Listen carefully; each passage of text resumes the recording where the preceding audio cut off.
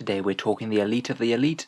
Let's see how these stomping exo-armored death machines perform on the table.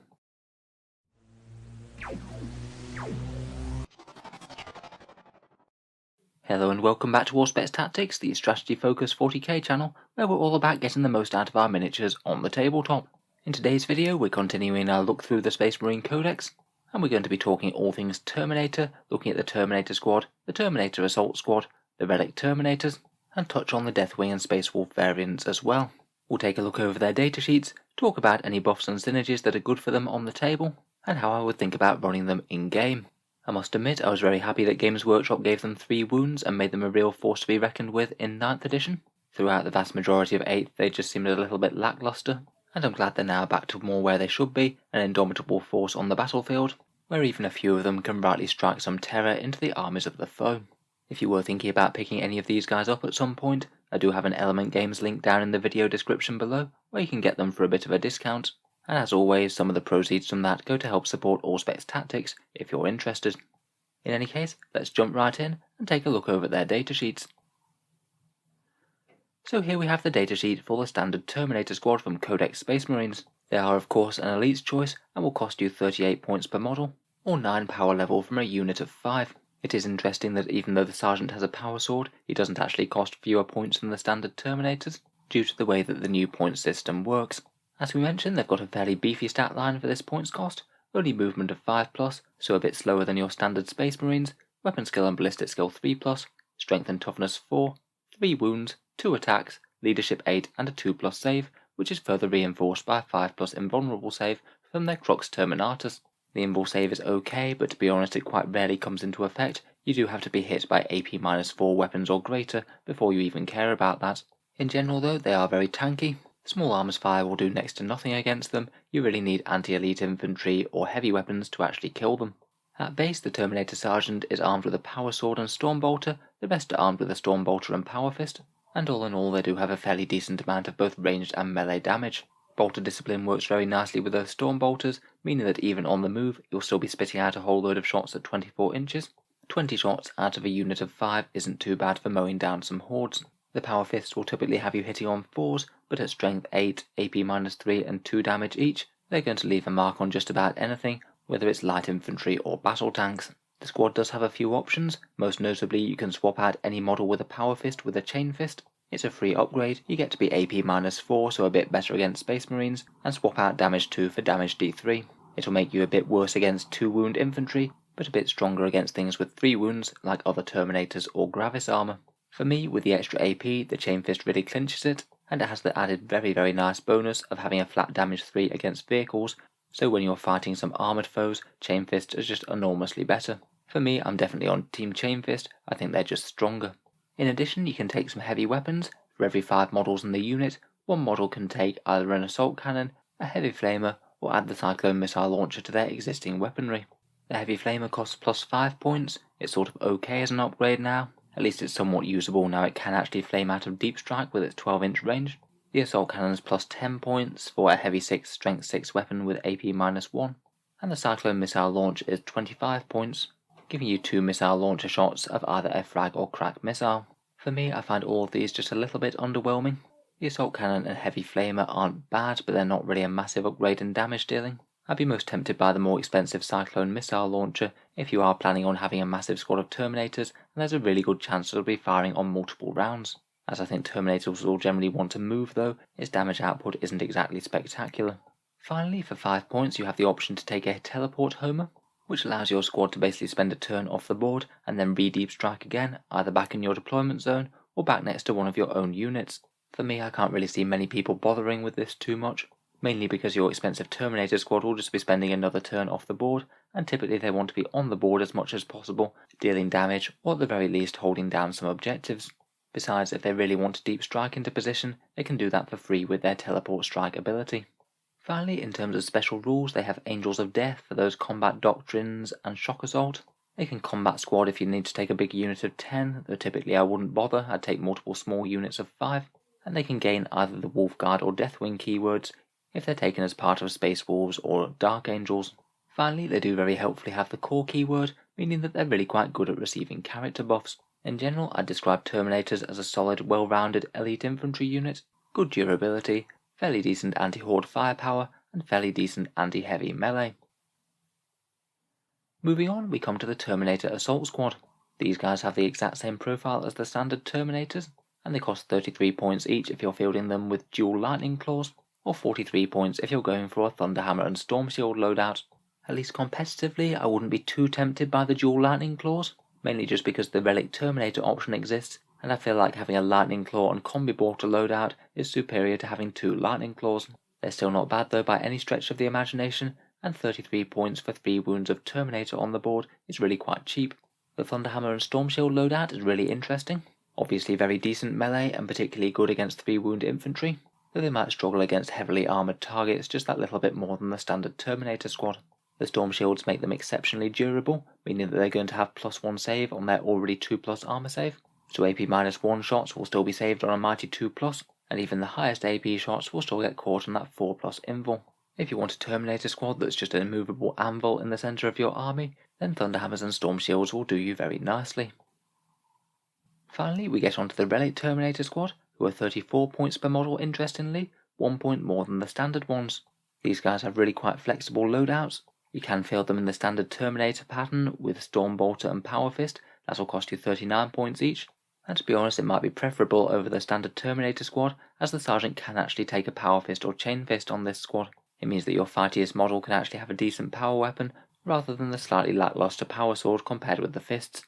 As I said, the other loadout I really like for these guys is the Combi Bolter and Lightning Claw option. It's 34 points, you lose 1 attack compared with the Assault Terminators with dual Lightning Claws, but you gain 4 shots at range. For me that's a bit of a better balance, and they can be pretty nasty little anti-horde machines. We did go over all of their fancy weapons in another video on the channel, so I won't go through every single option at the moment. Perhaps the one I like most is the Grenade Harness, as you do get its shots in addition to the model's firepower, and you don't have to trade out the quite decent Combi Bolter for it. There are plenty of other interesting options, including Plasma Blasters, Volkite Chargers, and even the Reaper Autocannon, though I'm just not massively convinced that you get very much compared with the points that you invest in them. For me, I typically field these guys with Lightning Claws and Combi Bolters, or Chain Fists and Combi Bolters. I'm sure most people are aware by now, but there's no longer any difference between the Tartarus and Cataphractii Terminators. The Cataphractii Terminators just have a 5+ invul save, and there's no extra movement for the Tartarus. They did lose a bit of flavour unfortunately, and are all combined on this one datasheet. Finally, I just thought we'd mention some of the variants for Deathwing and Wolfguard. Deathwing Terminators are kind of topical, and they're going to be getting a new incarnation in the Dark Angels Codex very soon. I strongly suspect that they aren't going to rewrite the datasheet in any major way, and I'm sure they'll be keeping their inner circle rule as it came out in the new index. They honestly might be some of the strongest Terminators in the game right now, as they're only able to be wounded on the roll of a 4+, basically like always having transhuman physiology for the Primaris Marines active all the time for free. It means whichever way these guys are fielded, they're always going to be ridiculously durable. Their datasheet has a few other quirks as well. You can mix and match Assault Terminators and regular ones, so you could have some Thunderhammer and Storm Shield ones mixed in with some Power Fist and Storm Bolters. They can take a Plasma Cannon as a heavy weapon option, though typically, again as they want to be moving, I don't think it's necessarily the most efficient choice. And they can take a Watcher in the Dark for 5 points, which allows them a once per game deny the witch roll. Honestly, I think that could be worth it, particularly if your army has no other anti-psyker. Of course, Deathwing Knights exist as well, they're 47 points each, and they're basically like your Thunderhammer and Storm Shield Terminators turned up to the max. Pretty much the exact same stat line, except they're going to be hitting on 2s all the time rather than hitting on 4s. They've got an innate weapon skill of 2+, and those Maces of Redemption don't give you a -1 to hit.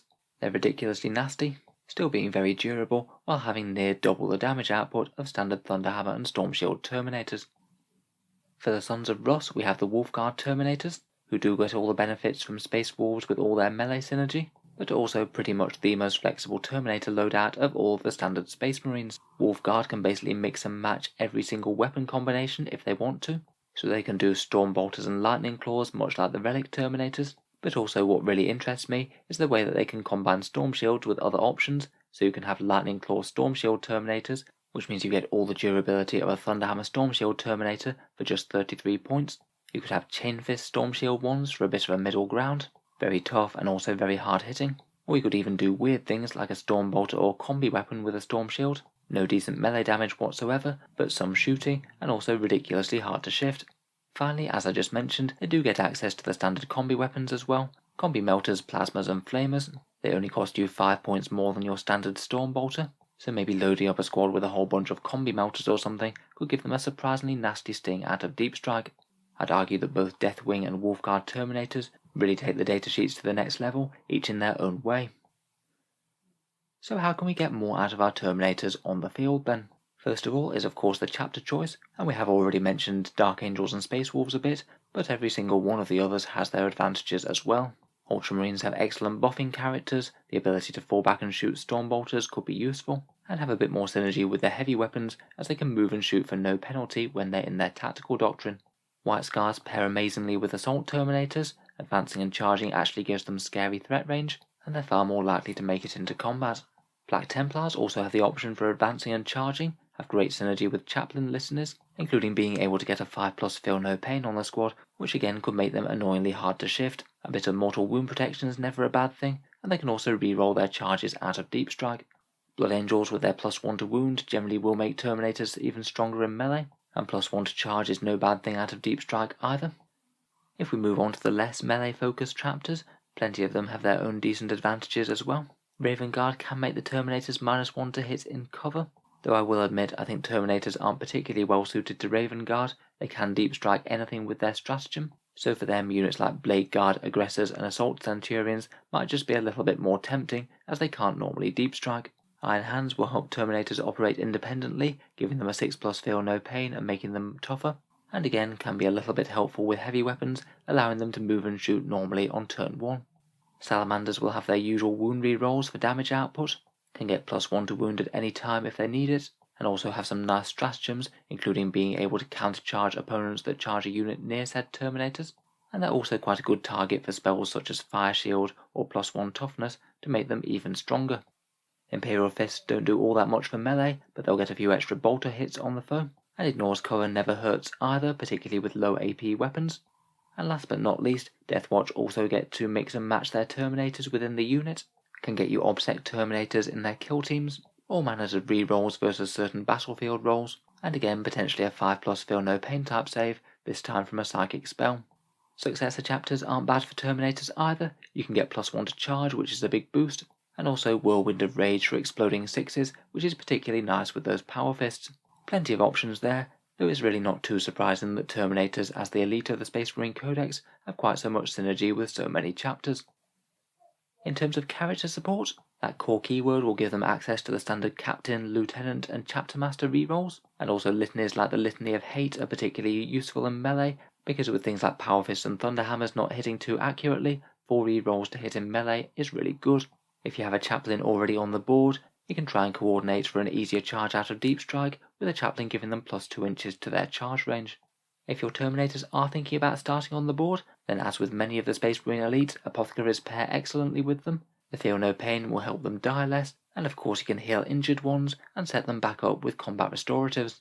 If you've got a Librarian handy, Veil of Time could help them get into melee a bit quicker, and throughout the many codexes there are plenty of options for Warlord traits and relics, such as giving them objectives secured from one of the standard Warlord traits in Codex Space Marines. You can use transports for Terminators, such as Land Raiders or Storm Ravens, though honestly I think in the current edition it's really not worth it in any sort of competitive setting.